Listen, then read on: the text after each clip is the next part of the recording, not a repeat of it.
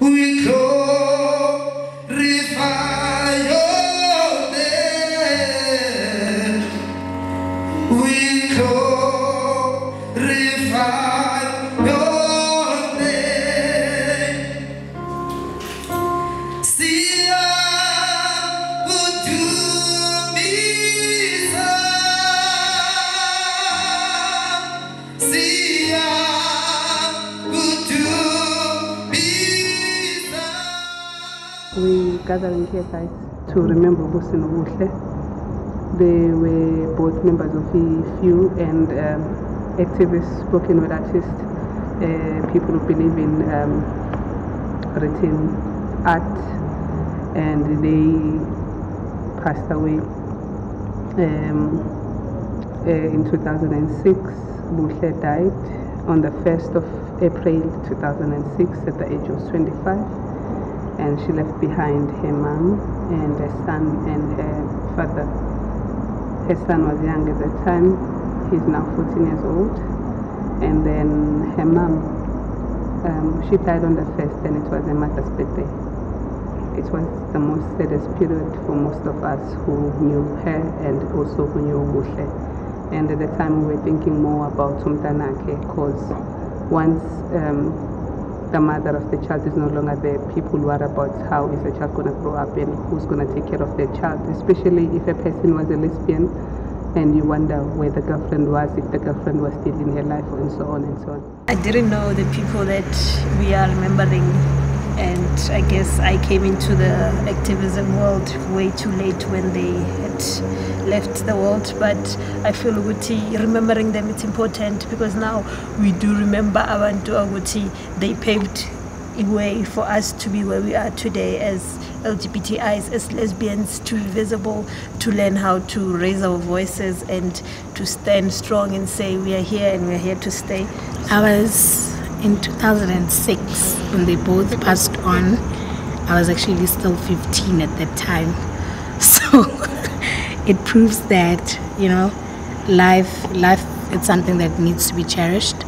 And also looking at the DVDs that we've seen of Buhle, you realize that activism is not something that just started now because Mina, as a young person, I'm an activist.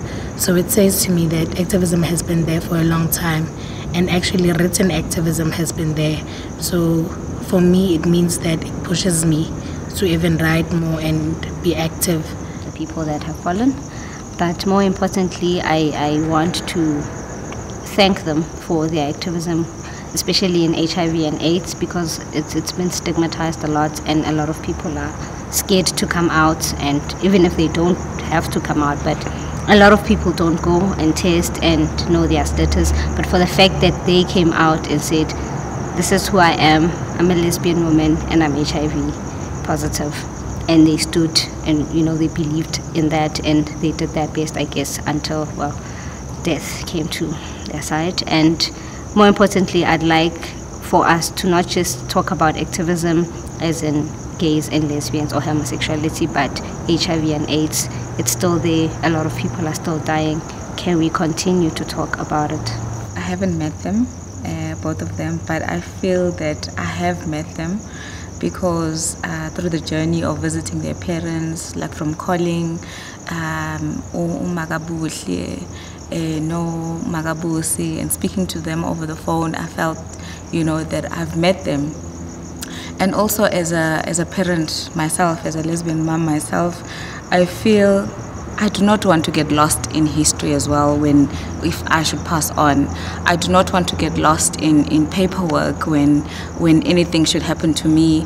And the fact that they have kids, Buhle has a child, and I've met Buhle's son. He's a beautiful boy, you know, and looking at the pictures, he's Tombe Betata Noma Wake. You know, she really loved her son. From even on the documentary Rape for Who I Am, we had Lala Nenganyake. She was a beautiful person. You know, I wish I had met her, because at that time, you know, lesbians, I feel they were free to talk about their children. These days, you know, abantu bafuna ukufihla ingane and stuff like that. Why do you want to do that? And yeah, it's been quite a beautiful journey for me to to today, because that is a relationship that I've developed and a relationship that I've made with both their parents. So, siyabonga. Okay, from their story, they are very inspiring, because approaching 25 and for them to have passed on at that tender age, it makes me realize that you can't wait until you must start working now, because life is too short. So they're an inspiration to see, go out there and make a difference.